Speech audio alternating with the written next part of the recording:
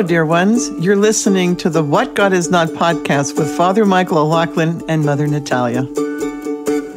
Hey friends, this is Mother Natalia. Today's episode is Father Michael's, and he's sharing some of his reflections on the feast of the Exaltation of the Cross.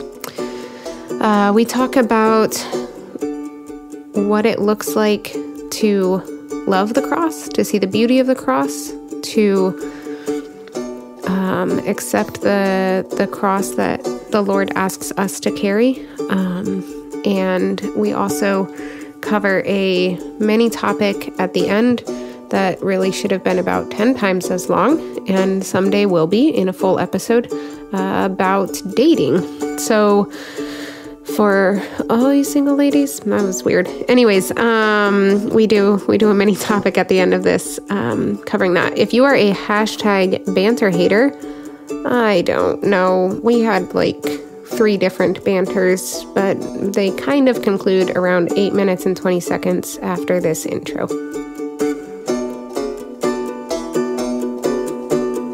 Glory to Jesus Christ. Glory to him forever. See, this is why some of you should become higher level patrons, because when you do that, then you can see what goes on right before we hit record. And I prayed in all humility, a beautiful prayer. And then we just got bantering between the prayer and starting the podcast, and Mother had one of the biggest eye rolls. It was such a big eye roll that when I hit record and I waited 5 seconds, she still wasn't done with the eye roll, so she had to pause after I said, "Glory to Jesus Christ," just to finish the eye roll before she could say, "Glory forever." I'm feeling extra snarky today, so we'll see and what I've happens. sent you one really funny email and one really funny text, and you barely responded to either one of those. Did you not find humor in either one of them? I responded with like, what are those things called? Emojis? I responded with emojis to all your things. Not the email. I know. I'm sorry. Father Michael, you're like one of the funniest people I know, and thank you so much for that really funny email. And you're an amazing actress. No, I was telling a story. Supposedly, who told me this? Who was I with? Oh, I was watching a preview. Something came on. I'm gonna remember who this was. But there's a guy who. Oh, I know who it was. It was my friend Anna. So there's this actor. He's in, I think, the new Expendables movie or something like that. I've never seen any of them, but he's like, he won the world like deadlift championship, but he won it by a lot. Like this man's an amazing weightlifter. So my friend told me that the way he did this was he hired a psychologist or a therapist or a counselor, someone to go with him and convince him that his wife and children were stuck under a car. And so he, like, before he lifted this thing up, he had them convince him, like in the depth of his being, that those he loved most were stuck under a car. And then he lifted more weight than anybody's ever lifted. And then he spent like 3 days in the hospital. Like it almost killed him. And the way that my friend argued it was that it wasn't and she's an actress and her mom's a therapist. So like she knows both these worlds. So like she said that basically it wasn't like the sheer weight that put him in the hospital. It was a psychological trauma of like living, like having this experience and then not having the normal outlet of like either mourning if it didn't work or rejoicing with them if it did. It was like a psychological reality that ended in nothing, ended in like a weightlifting victory, but then then he had to come back to the real world, and it was not a good transition. And since he could not transition from this fantasy world that allowed him to lift all this weight into the real world, and then I thought, though, it was kind of cool that now he's an actor. So it's like he learned enough, because that's what actors do. That's how we got into this was we were talking. She was in a movie actually about the Camino de Santiago in Spain, and she was in this movie that they show. No, it was a Spanish language one. It's a movie they show every year. She actually, I shouldn't be saying this, I guess, but she wasn't that proud of the whole process of the movie. But they show it, I guess, on Telemundo around every Easter. as like about the Camino. And she showed me still shots. She played Mary Magdalene in it, so she showed me still shots. Like the costumes are amazing. Looks like a great Mary Magdalene, or just a great woman from that period. But anyway, she was saying that so like we can psychologically trick ourselves, but it can be very, very damaging if we don't know how to transition in and out of that reality. Did all of this come because I did such a bad acting job saying that you were funny? Yes, I think it was. I don't remember. I honestly don't remember. But I was like, I was 80% listening to you and 20% trying to figure out where this came from. We have a particular priest who comes and gives homilies here, and he has really great homilies. Like, he's got lots of gems that he shares in his homilies, but it's kind of more like 5 different mini homilies. And for the first several times he came here, I would spend his whole homily like trying to figure out the connection, and which was totally distracting. And then finally, once I realized, there isn't one, is no connection. But then I could receive so much because he gives these 5 little great homilies, and nice. I just was too distracted to notice those little gems because I was trying to find what wasn't there. That's a good spiritual lesson. Here's my connection, was that I was trying to show that sometimes people that are really good actors are very unhealthy. So the fact that you're a horrible actress means you're probably actually really healthy, because you can't go into that world where you're not yourself. You can't go into that world, so that the transitions don't even need to happen. I mean, so that's actually true. You can be Mother Natalia. So I was affirming you. All that story was just to affirm you. Thank you, Father Michael. You're welcome. Love you. I love you too. I think you're great. All right. So seamless transition. Remember when you thought I was having a healthy snack and before recording, and it was a cookie dipped in coffee? That's when you were still backlit. Dipped is not the word. Dunked. Dunked. Oh, you can say dipped. I was with one of my spiritual daughters last night, and I was like, well, the thing about this book and like discussing this book is, I think it's really helpful for you and so because it's a good jumping board. And then I was like, it's not a phrase. It's a, and then I realized it was springboard. It's like a springboard. Is that the phrase? It is. You're just a very visual learner. It's like you visualize what it is, and you say what you see rather than what the word is. So you're probably a visual learner rather than an auditory. That's a game in the Christopher Robin movie. It's a game that Pooh Bear plays called Say What You See. Tree. House. Have you ever heard Andrew Whaley talk about that? No. There was this, he was back in the day, he was discerning this religious order, and there was like one really, really old monk in this religious order. And so he's like driving, and he's driving one of the younger friars or monks or brothers or whatever they call them. It was a Roman Catholic order. And they're driving, and he says something about how old is that guy? How old is the oldest monk that's there? And this young monk who's like his caretaker drives around everywhere. He goes, he's at that age where he just says everything he sees. He sees a stop sign, he goes, stop, right? Colfax. Like he just names the streets they pass, names the stores, Vaughn's, He's like, he's at that age where you just say what you see. So that's maybe where they got that from. Maybe. All right. Seamless transition. Cows. All right. Real seamless transition. Because most adults, even when they see cows, go cows or horses, llamas, moo, kitty. All right.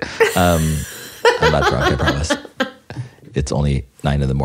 It's not, but that's from Max. Okay. All right. Seamless transition. You keeping an eye on the banter time. Seamless transition number 3. The new banter time. Okay. Seamless transition number 3. So I've always known that if I was holier, that I would enjoy more, like on a very visceral level. You know how basically most of us enjoy Christmas, if we don't have any trauma from it. Most of us enjoy Christmas on a very visceral level. Like it's deep inside of us. When we think about it, we smile, we look forward to it. It's just this beautiful, beautiful memory. Same thing, hopefully, with Easter. This is why in our Byzantine church, when we have Forgiveness Vespers to kick off Lent and we hear Easter hymns, there's a beautiful, like our heart leaps because we hear Easter hymns, and yet our head says we're just going into Lent. So there's this kind of beautiful paradox that reveals the beauty of forgiveness, but also the long journey ahead. And I've always known that if I was holier, I would have that same reaction for Exaltation to the Cross, which we celebrated on September 14th, September 14th. And we just had finish up the octave, the post feast afterwards. Anyway, and Did there's you know something that used about to be my feast day? Do you remember that? Victoria, that's right. The Victory of the Cross. Victory of the Cross, yeah. So it's built into you by the name your parents gave you. But I knew that if I was holier, I would have a very visceral and rejoicing love of that feast, because there's something about, now again, this feast comes that we celebrate, Exaltation of the Cross, we celebrate on September 14th. It comes in two different events. It comes from the event of Helen finding the cross, and when she found it, she gave it to Macarius, the patriarch. He raised it up for everybody to see. Look, we found the true cross, this one of the most amazing relics there are, of course, and the people kept on venerated it, and we've been doing that. But then the Persians stole the cross, and then we got the cross back. And when we got the cross back, again, they exalted it again, held it up. Look, we got the cross back. We have this relic back in the Holy Sepulchre, etc. So literally the exaltation is where this feast come from. So we found it, we lost it, we found it again, we're holding it up, look at it. But we tend to, I don't know how many churches do this, but we Byzantines will cover it with flowers.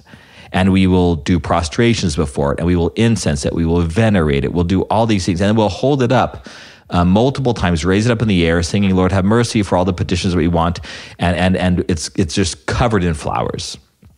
Covered in flowers. And I thought, it struck me the very first time I found out about this feast, when I was still learning about the Byzantine church, it struck me that how beautiful it is that we take something that was an instrument of torture and of execution, and we cover it with flowers because of what Christ used it as an instrument. He used it as, in a sense, as a weapon to conquer death, to trample death. And so we celebrate it. Again, we cover it with flowers. But there's something about when I say, okay, that's Christ's cross. Obviously, we cover it with flowers because of what he did. But there's something about, what about my cross?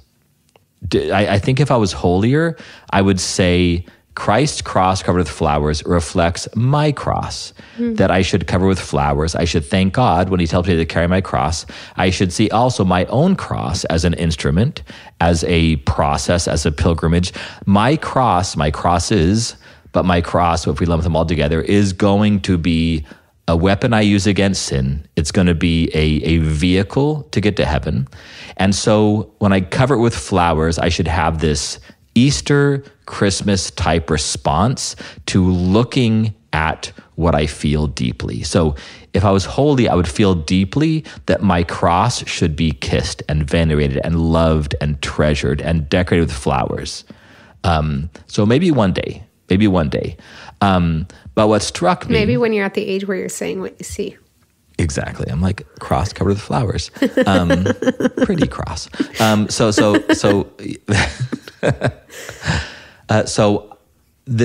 we celebrated the very end, the last day, the Otadania, the leave taking of the Feast of the Cross, it struck me that I won't have this opportunity again, at least until Veneration of the Cross, which is mid-Lent, and then really not again until next year. So I really tried to lean into, this is the last day of the feast. I've been looking at this beautiful cross decorated with flowers for a week now.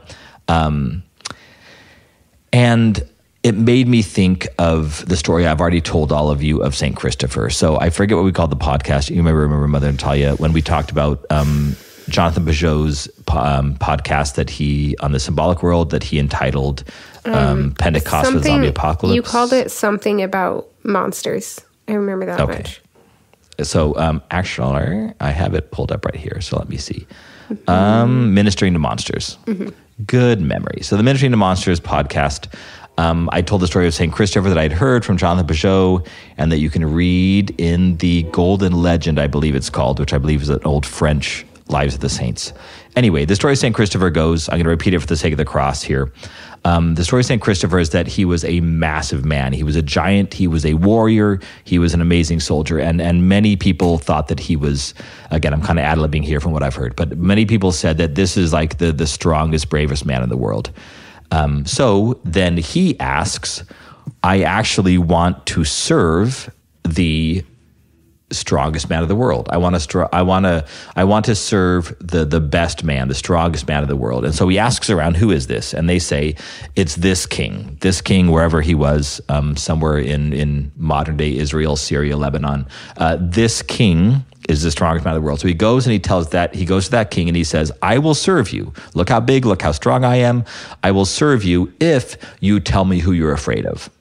And this king says, now St. Christopher, as the story goes, uses this to manipulate. He does it to find out, because they're obviously afraid of someone stronger than them. So when I ask you and you tell me who you're afraid of, I'm going to go serve them. So he says, who are you afraid of? And the king says, I'm only afraid of the devil. And so St. Christopher leaves him and he goes to the devil. And he says, I will serve you. The strongest man I know is actually afraid of you. I will serve you if you tell me what you're afraid of. And of course, the devil's more clever than this king. So the devil tries to get Christopher to worship himself. And there's all these, rather than him, and there's these deceits that the devil does. But finally, St. Christopher convinces the devil to admit to him that the only thing the devil says, the only thing I'm afraid of is the cross.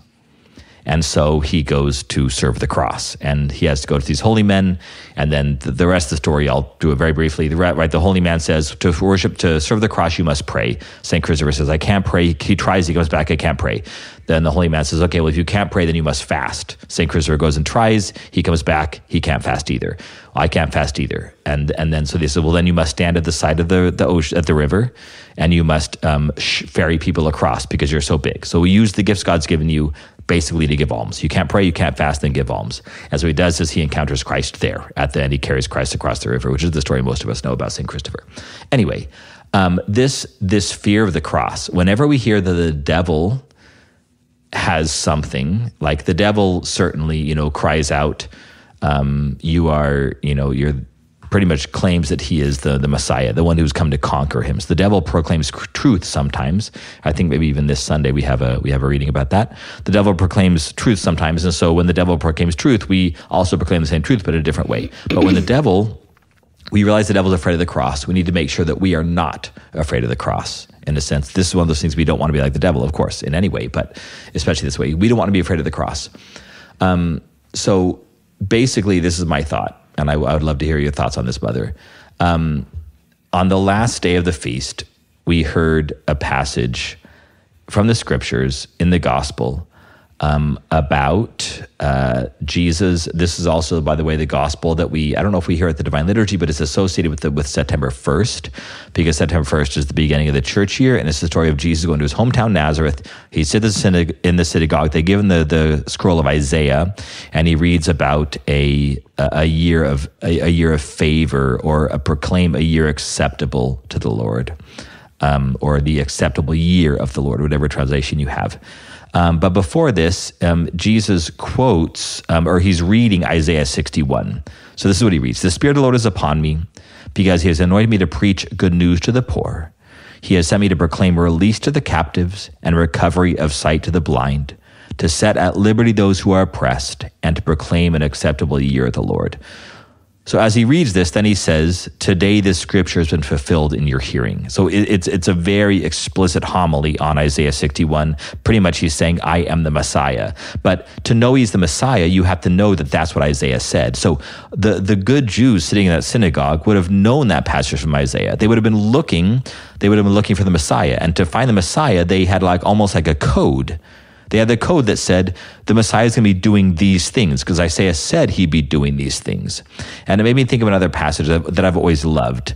This is Luke 7. In Luke 7, it said, John the Baptist, two men go from John the Baptist to Jesus, and they say, John the Baptist has sent us to you, saying, are you he who is to come, or shall we look for another? In that hour, Luke says, Jesus cured many of the diseases and plagues and cast out evil spirits, and many that were blind he bestowed sight. And then Jesus answered them, "Go and tell John what you have seen and heard. The blind receive their sight, the lame walk, lepers are cleansed, the deaf hear, the dead are raised up, the poor have the good news preached to them, and blessed is he who takes no offense in me." In other words, those who knew that this would be the Messiah would do all of these things.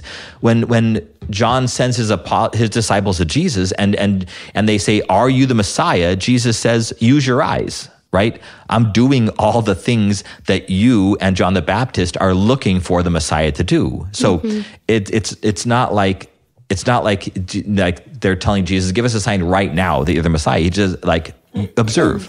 I'm the one doing these things, so therefore you can read between the lines if you know the code, if you will. Not that anything is hidden, of course. Nothing is hidden, but that would be anti-Christian. But there's a sense where if we're looking for Christ, we have what to look for. We've been given, as John the Baptist was, as his followers were, as every person in that synagogue in Nazareth was, we've been given what to look for by the church, by the scriptures, by the word of God, etc. And so we need to make sure, and this is the heart of what I want to hear from you, Mother, about, we want to make sure that when we are looking for what God wants of us, when we're looking for God's work in the world, when we're looking for Christ's manifestation in the world, we're looking for his truth, his beauty, his goodness. As we're looking for these things, the devil so often convinces us that when we see the cross, that's not where God is. In other words, if there's struggle, if there's suffering, we tend to go look somewhere else. Whereas St. Christopher is a great example of saying, I'm going to go look for the cross because the cross is what the devil's afraid of. And if I am considering different paths in my discernment, and I'm basically in my humanity, in my weak self, I'm going to look for paths to choose or opportunities that come up to discern that don't involve the cross, because part of me and most of me doesn't want the cross. Whereas when we decorate a cross with flowers, when we exalt it, when St. Christopher wants to serve it, we, in a sense, like Isaiah, we say, here's the code, here's all the things you look for in a Messiah. And it's not like we say where the cross is, there Christ is too, because we can misunderstand that. Just where we don't just chase suffering for the sake of suffering. But oftentimes if we're discerning something, and we see the cross on one of the paths, one of the options, we tend to want a different path.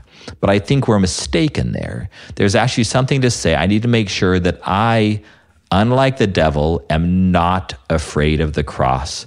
And every year when I see it decorated, every time that I go to confession, every time that I receive the Eucharist, every time that I love the poor and love my spouse and love my kids, and all those involve the cross, I need to make sure that I exalt the cross in my own heart, see the beauty that the cross and my cross leads to resurrection, and then not be adverse to that, not run away from that, not be, in a sense, a coward that runs away from the cross, so that when I am looking for Christ, I am looking for truth, I am looking for goodness, I'm looking for God's will in my life to see where God is, the cross, an authentic cross, is going to actually be part of the revelation of God's will rather than something to avoid. Okay. I try to jot a few things down because I have a lot of thoughts on that. Nice. Because that's all I have. That's literally my entire podcast. That's my entire thing. So from now on, we're talking about it. That's awesome, because I'm going to say one of my 5 things, and then you're going to immediately think of 4 more things to say. So this is going to be great. Anyways. So which order do I want to work in? Okay.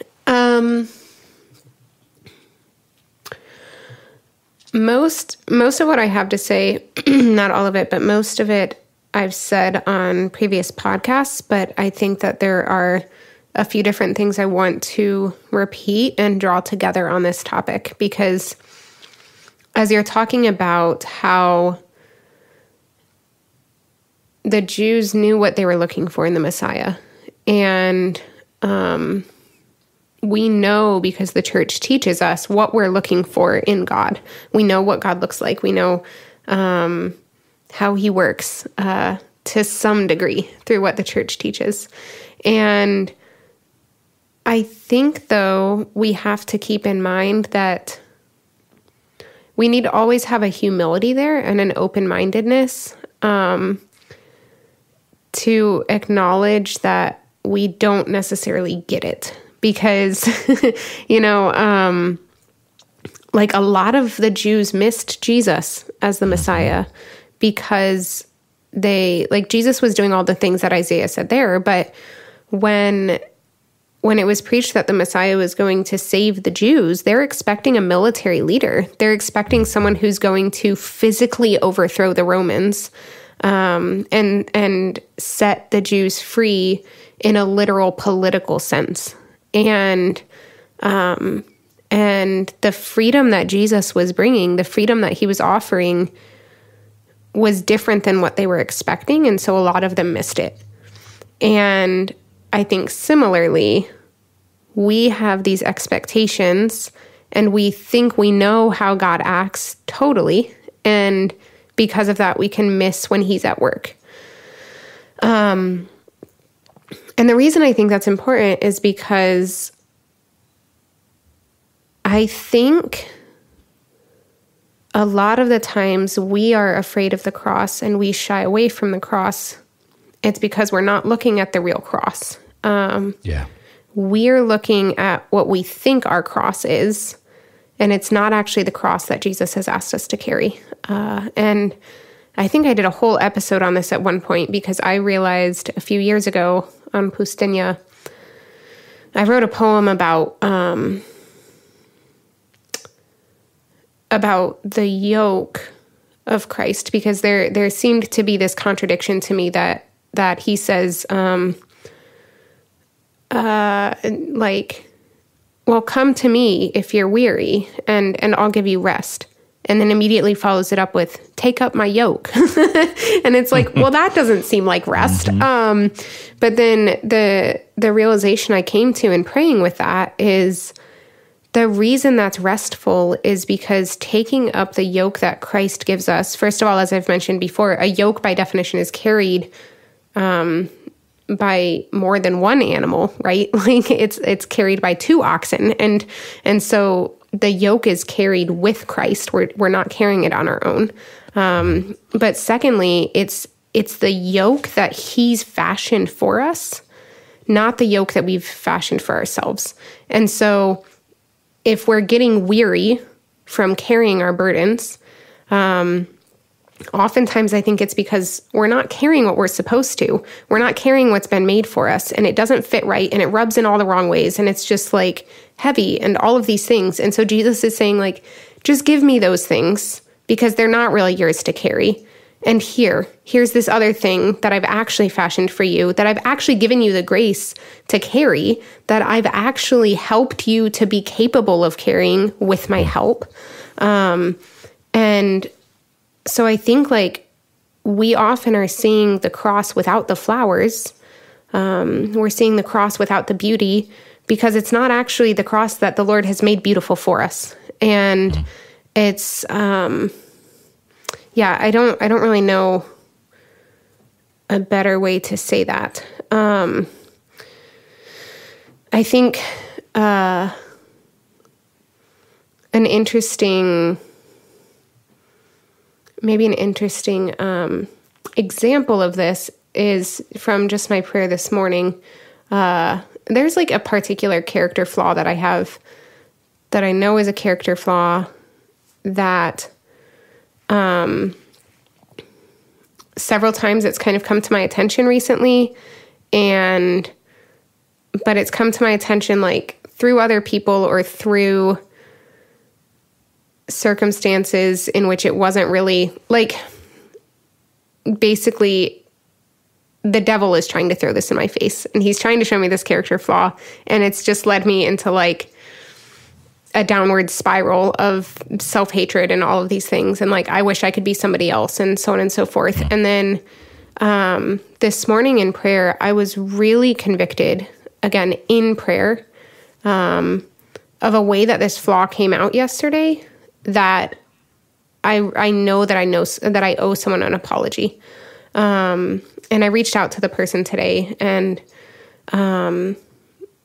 to arrange a phone call to apologize to him. And it's like the exact same flaw and a very deep conviction, and like a great peace and a joy about it. Because this is the difference of being convicted of something from the Lord and convicted of something from the devil. And I think it's a great example of, like you're saying, the devil sometimes proclaims truth. Like the devil's pointing out in me this flaw that really is a flaw that I really do need to work on. But he's doing it in a way that's wanting me to be ashamed, right? Like he's showing me a cross that he wants me to try to hide from. And the Lord is showing me a cross that he wants to cover with flowers, and that he wants to bear fruit, and that he wants to actually bring forth life from. And yeah, I don't know. Those are just, and I think there's just one other thing I want to say, and then whatever you have. But I think part of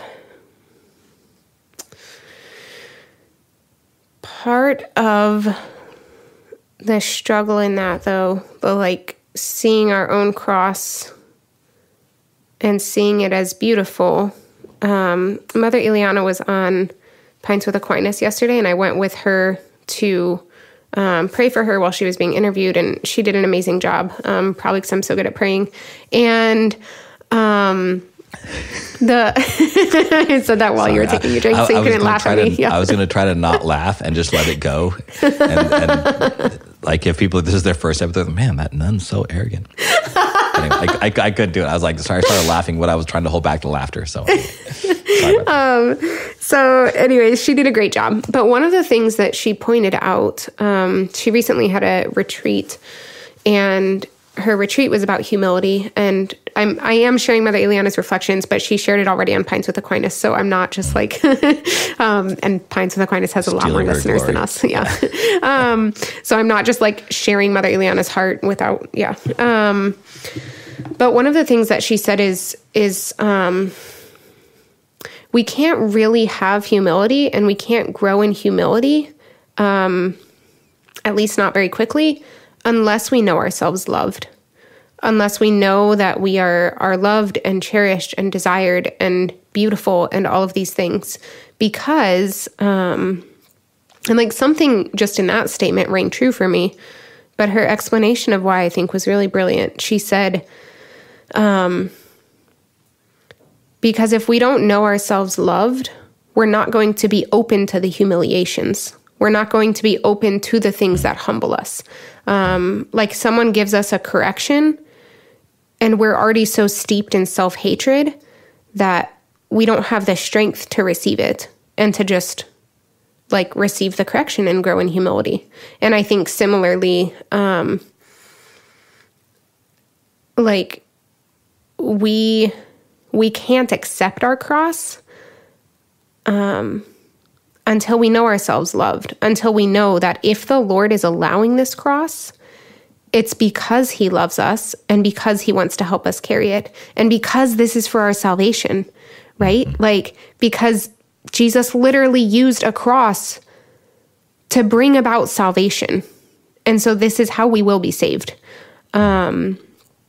Yeah, I think that's the last thing I wanted to say. Yeah, I'm really intrigued by, especially about what you said first about the devil kind of puts our crosses in our face, and that can be our downfall. Mm-hmm.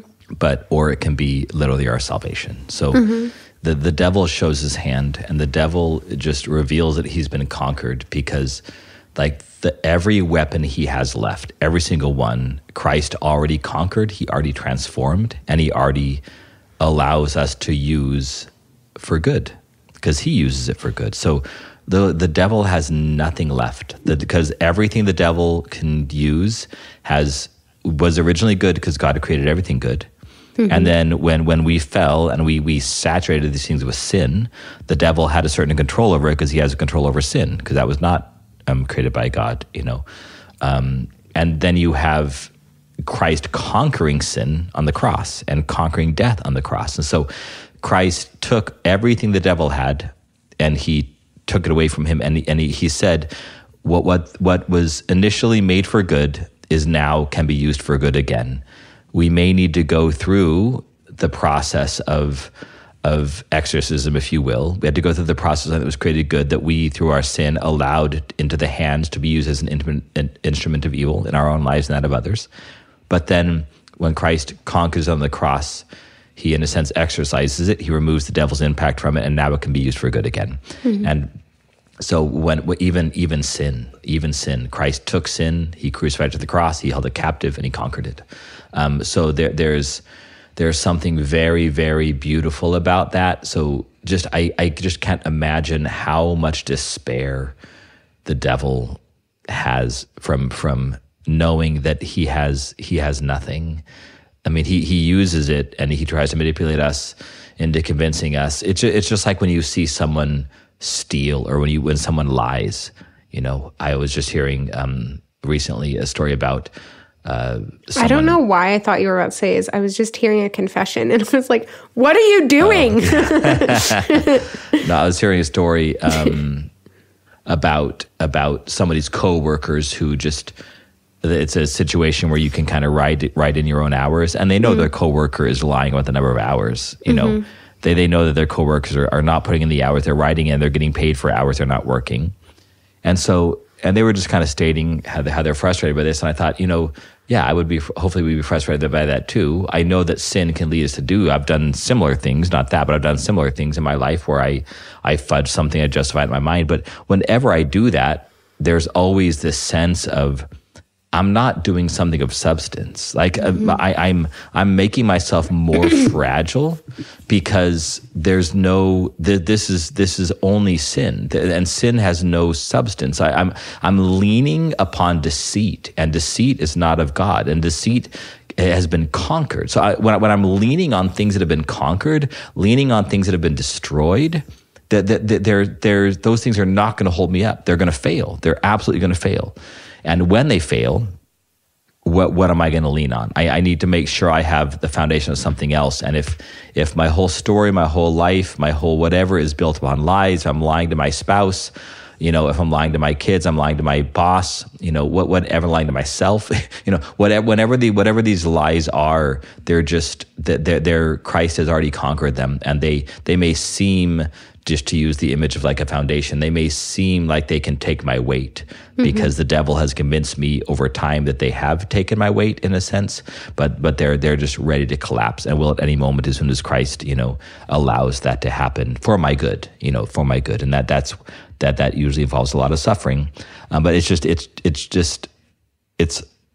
beautiful how vulnerable the devil is in a bad way because of the what he wields looks like power when we're afraid of it, but when you see it in the light of Christ, all of a sudden it becomes the power to manipulate, but there's really no power in it. And we can oftentimes, through Christ's guidance and through his work, can reveal it to be what it is, and therefore actually assist Christ in using it for good.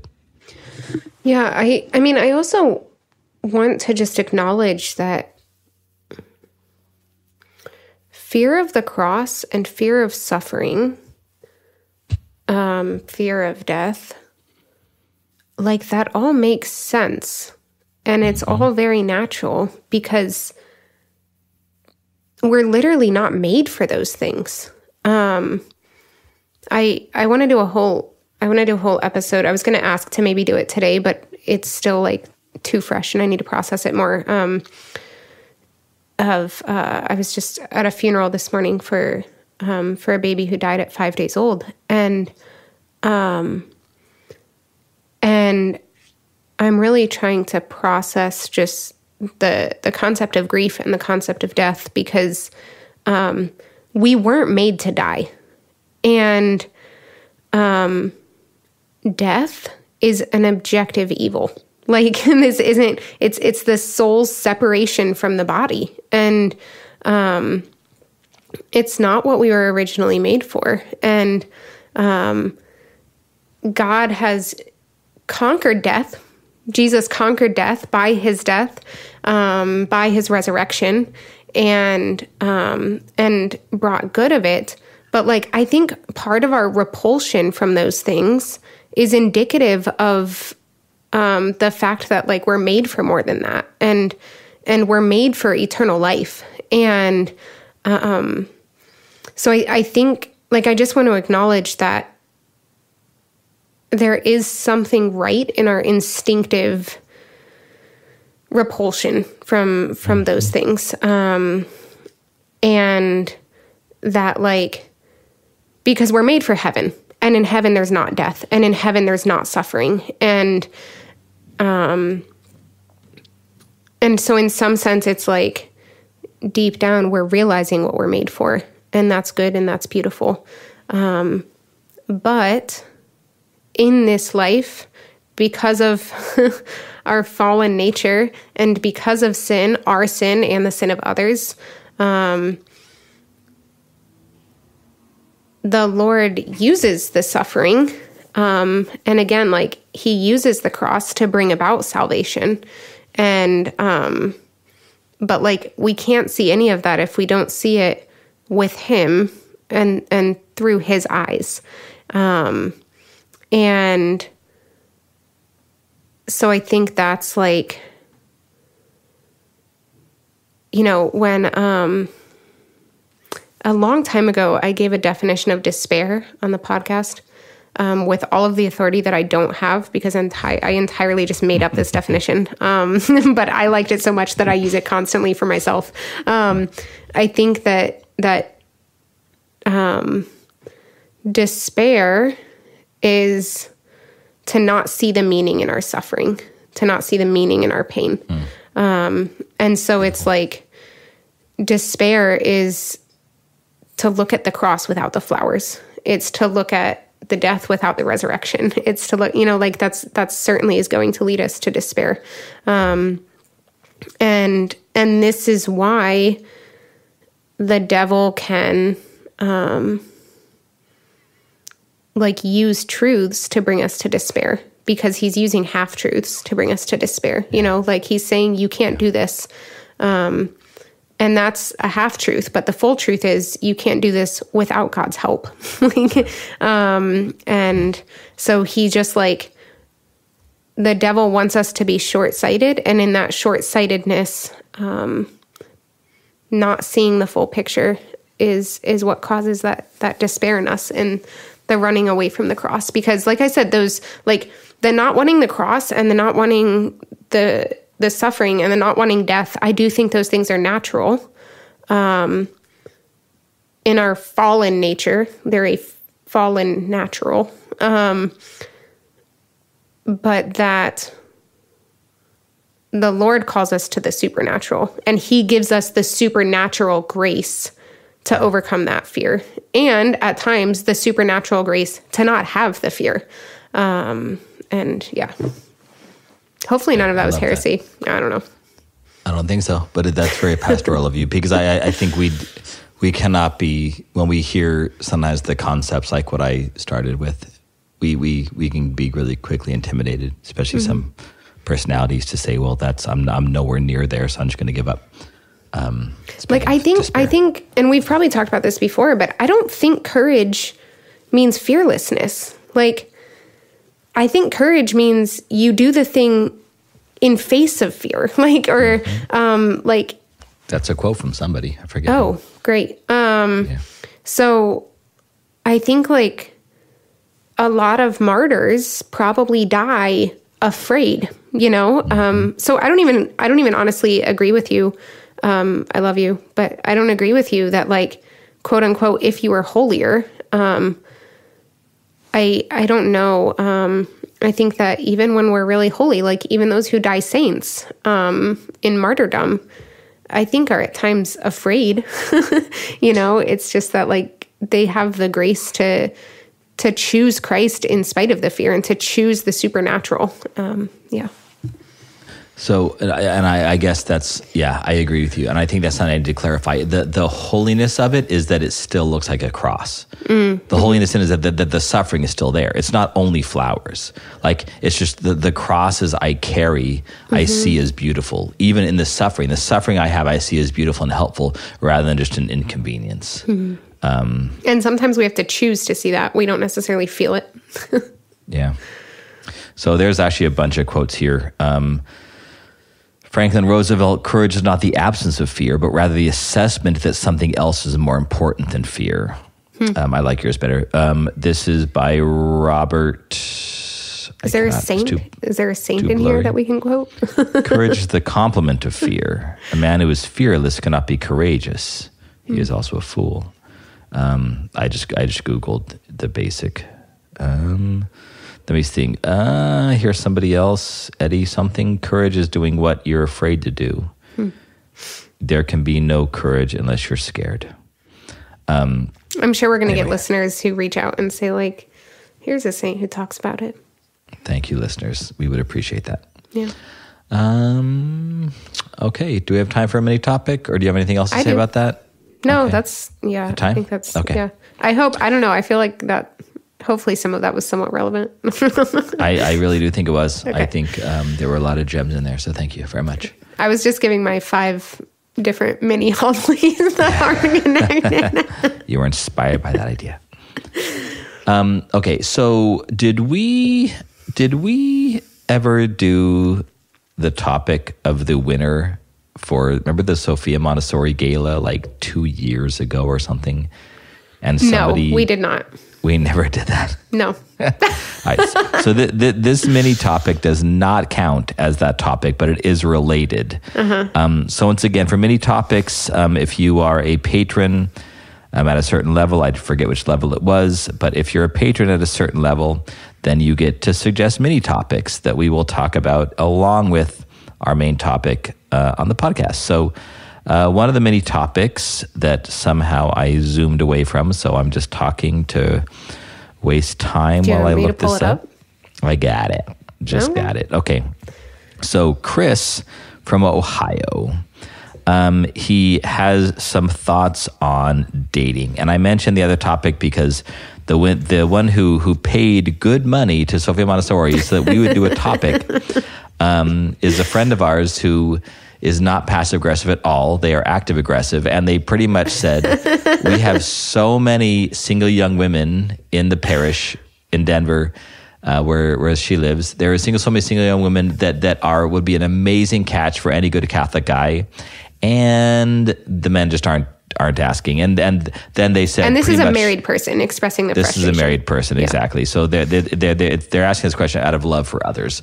But they also then, this came up because we had a big event, and a bunch of the single young men wanted to come talk to me rather than to the pretty young ladies. And so she just saw this like ridiculous, why are you going to talk to a priest rather than to all these beautiful young women being around? So anyway, we'll get to that. That'll be its own topic because she paid good money for it, and it's actually a very good topic. But in the meantime, Chris's main, when he kind of broke it down, he asked for good dating practices. I don't know if those would be, I've been out of the dating pool for so long, and you have Mother for a while as well. But one of the questions I do want to delve into here, and he just asked about asking someone out, and then he says, in parentheses, not being too picky or too selective. So I want to lean into that, and I do want to say that in my perception, I have a lot of single young spiritual directees, mostly women, but I now have probably more men than I've ever had before as well here in LA. It's going to be different. And one of the things I would like to say, to add nuance to this, is that I do think the big complaint, we've talked about this before, the big complaint from most women is that men just don't ask them out. They don't say, hey, do you want to go on a date? Right? They don't use the word. They don't just say, hey, look, there's a girl. She looks like she's a prayerful person. She like seems to laugh. She's in my youth group. She's in my parish, whatever. Let's go try a date. Let's go on a date. And many women don't say, just men don't ask enough women out on a date, or don't ask them enough out on a date. Most men, in my experience, again, only my experience, complain about that women take the dates too seriously. In other words, a date, if it has to lead somewhere, it has to be, moving to some sort of a commitment more quickly, the women would like than the men would like. And I can see this. That has been my experience, again, in general, too. We're all different. There's always many exceptions to this rule. But I do think that there should be like I got a full rundown the other night sitting at a wine bar about all the modern secular dating apps. So I now know what Hinge is. I know what Bumble is. I know the difference between those two, right? So these are dating apps that there's a difference. I've never even heard of either of those. So I supposedly Hinge, to cover on really people. Okay.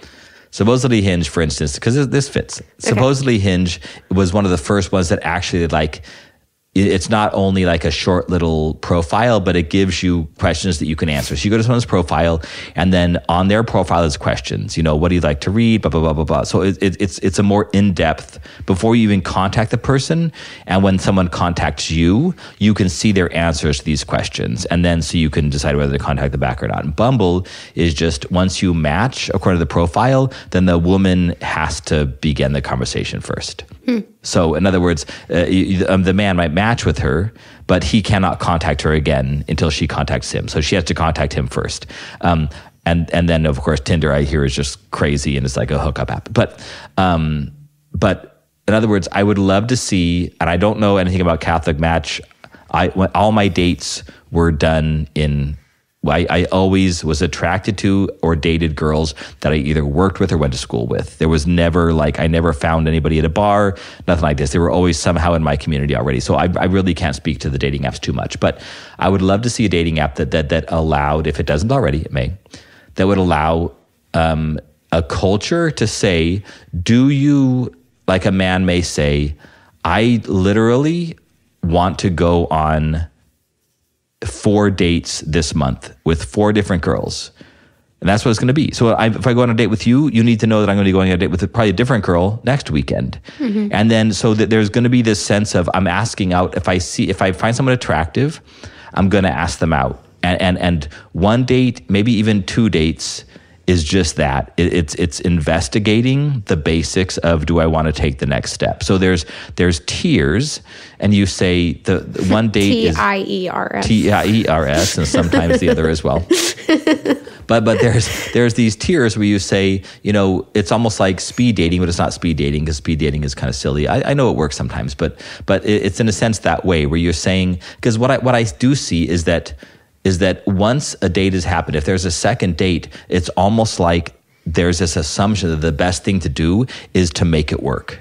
Like, if we break up now, then something was wrong with us.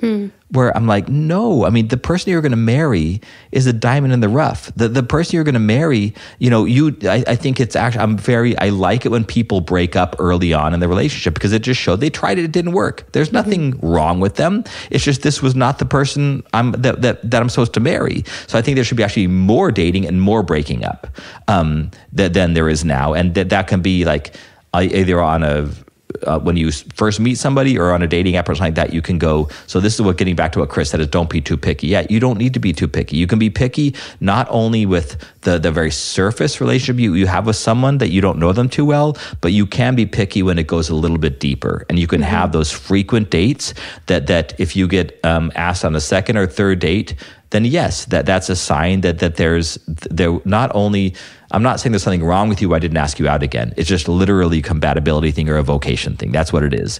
And that understanding. And there probably will be tiers, because we all want to be attractive. We all want to be acceptable. But if we can understand that they're, just like when someone leaves seminary or steps out of the monastery after a few years of discernment, it's not a bad thing.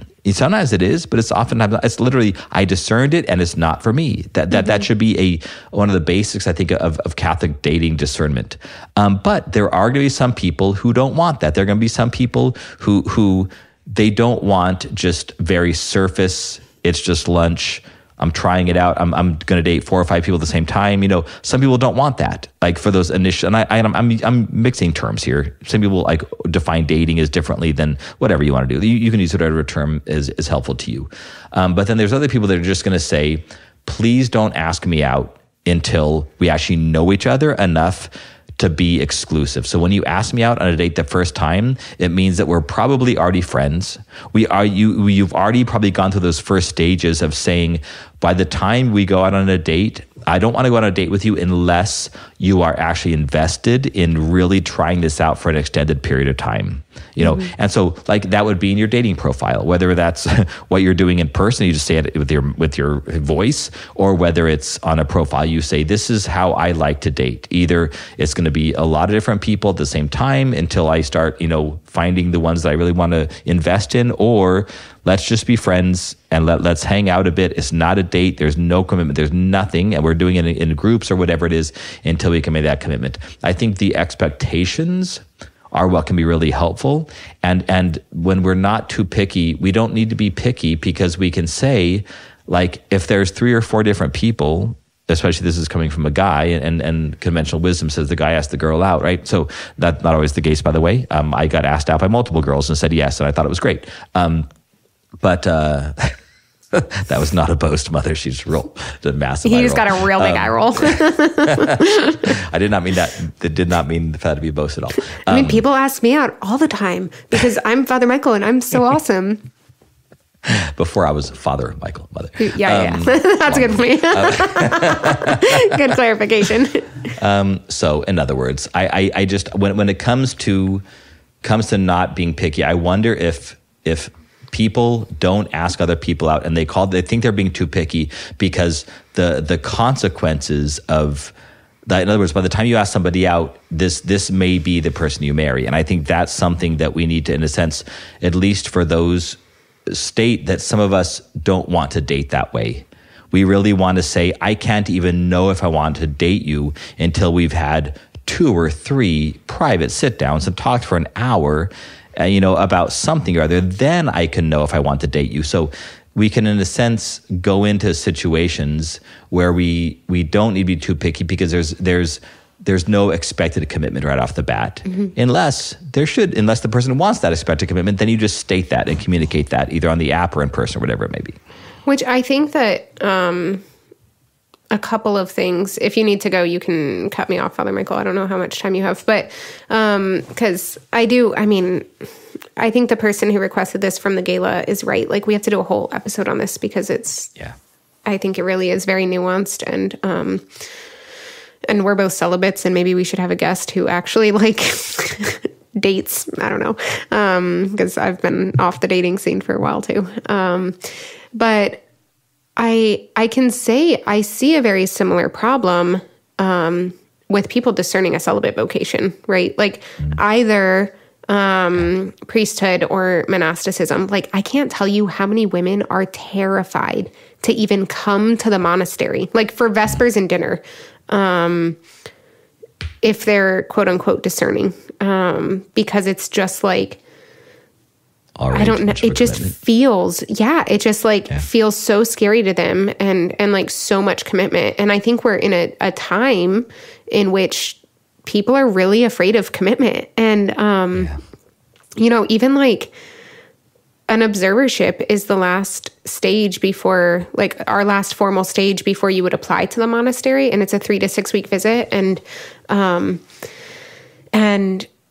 it's a really terrifying prospect for a lot of women. But I'm like, we've had observers who I'm friends with who come and then they leave observership and we're still great friends and everything's fine. And then they go and get married. And like, it's like not, and I've said on the podcast before, I think plenty of men are called to the seminary who are not called to the priesthood, because I think there are a lot of men who need the formation that comes from the seminary in order to be better husbands and better fathers. Or even to actually properly discern it, to know that you're not called to it. Yes. I can't tell you how many Roman Catholic men that come to me as a Byzantine Catholic vocation director and say, I discerned seminary in the Roman Catholic context, so in celibacy, and then I left and called to get married. But the calling to the priesthood never completely left, or I didn't even start seminary and it never completely left.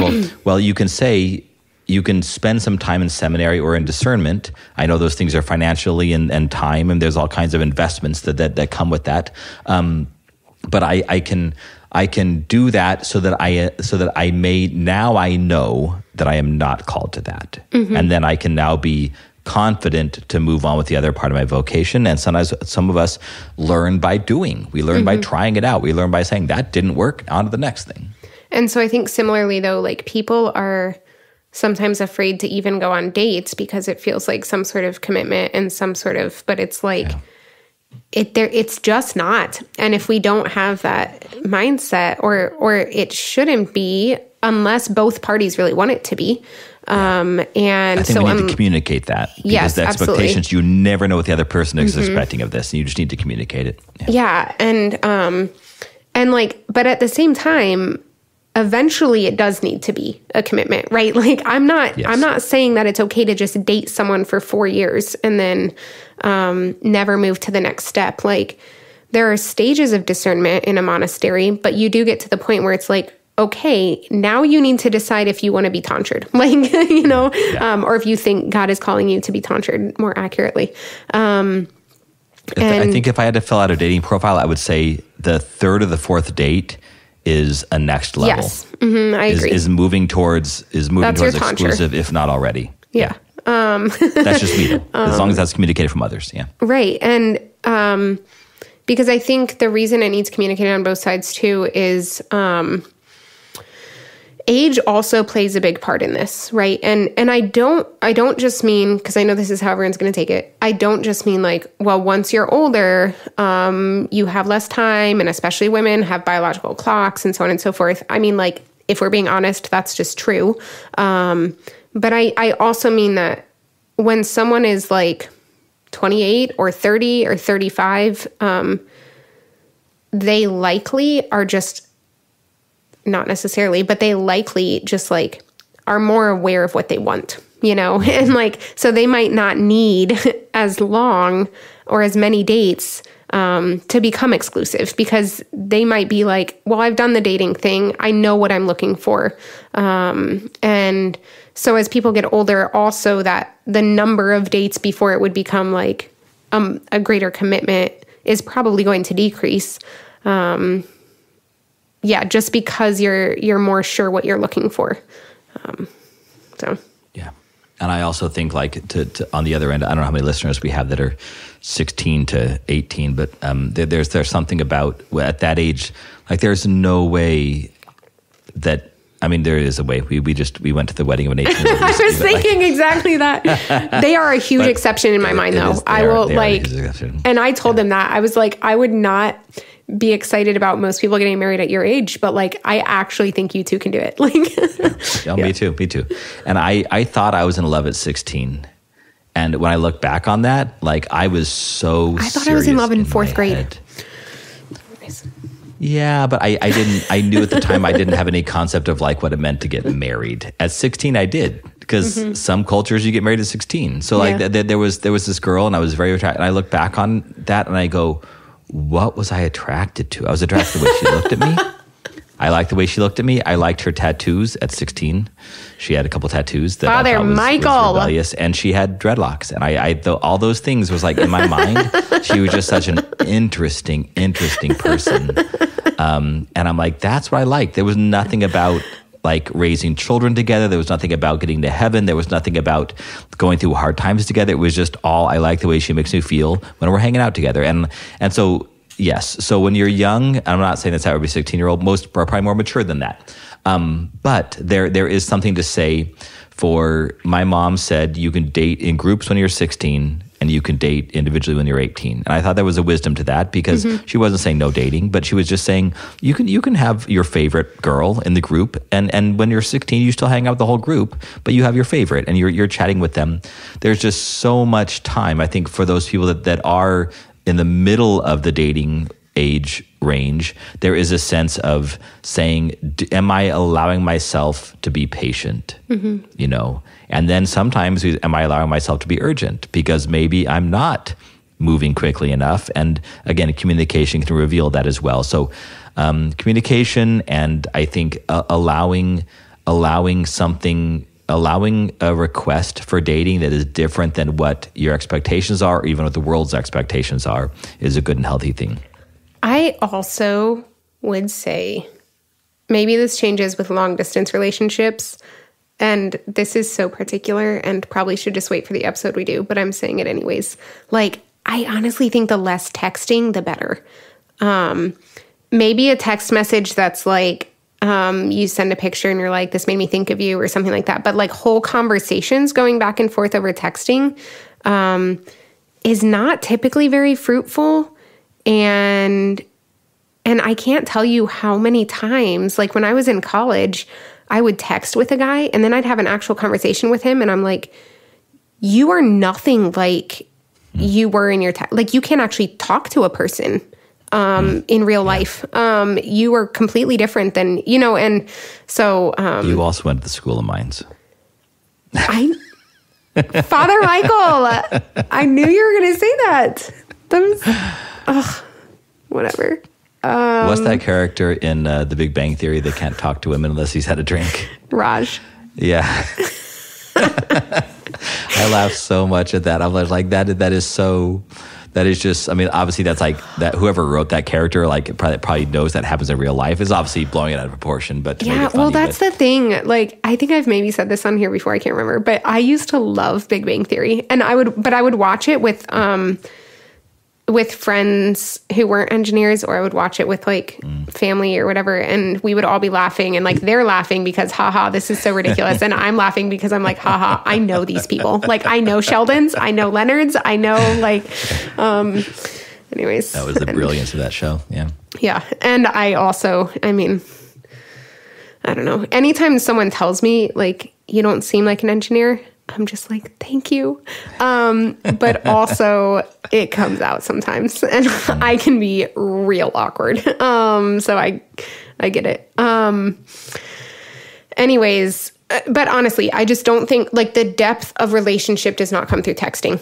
It just doesn't. And I think that the texting can be like fun, like keeping contact and like touching base, and this thing made me think of you, or just like, hey, hope you have a good day, or something like that. But just like the conversations over texting, I feel like is not typically fruitful.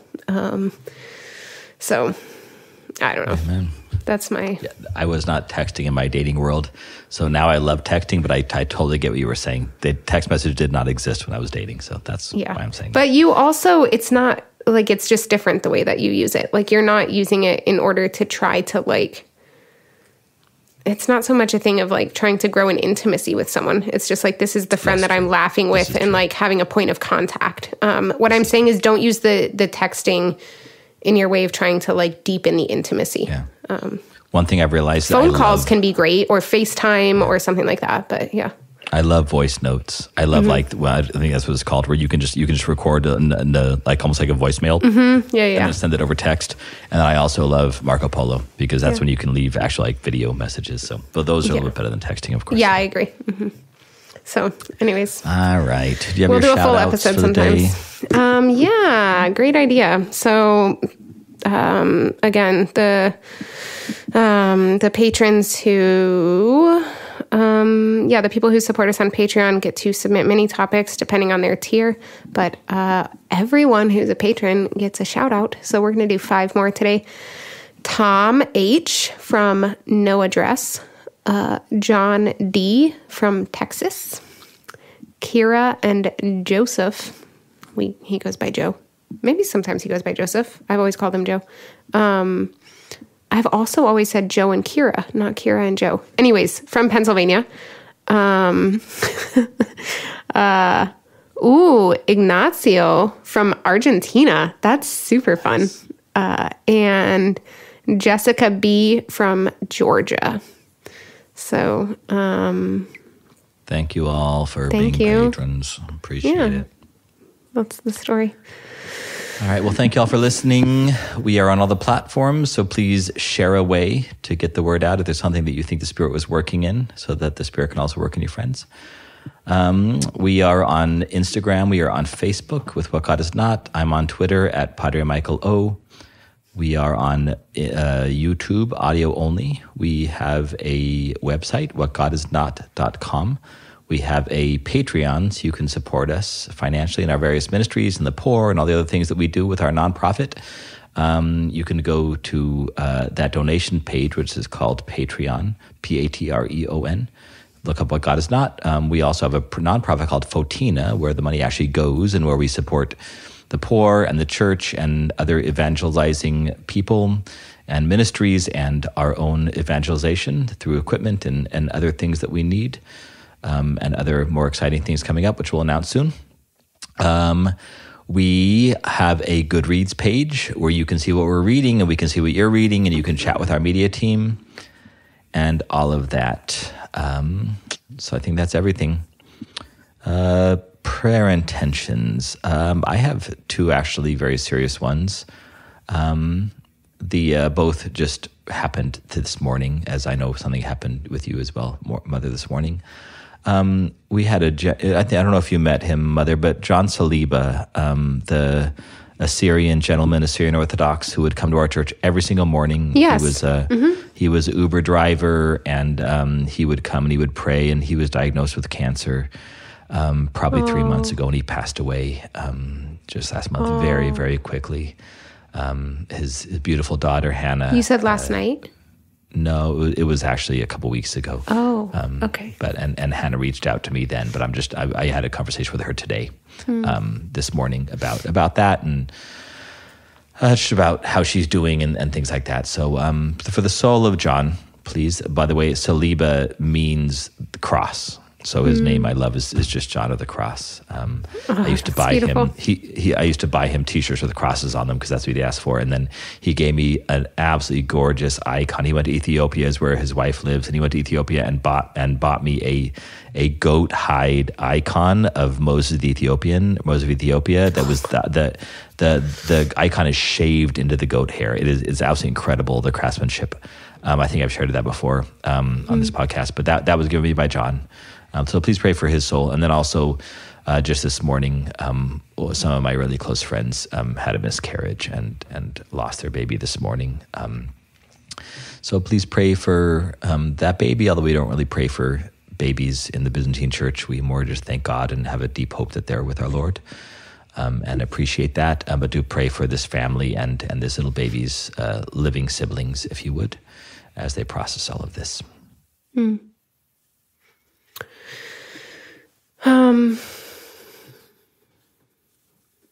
Yeah. What do I want to pray for? Yeah, for the family that's grieving from the funeral that I was at this morning, for sure. And also for the repose of the soul of Pilgrim George. He also just died, and a couple of us were able to go to his parastas last night. We weren't able to go to his funeral today because of the baby's funeral, but so for the repose of the soul of Pilgrim George as well. Anyways, he's just so beautiful, and is a great witness, and I think was so prepared for death, and was so looking forward to seeing Jesus, but he still needs our prayers, and yeah. All right, good to be with you, Father Michael. Love you very much. You as well. I love you too. Thank you. Can you please give us a blessing?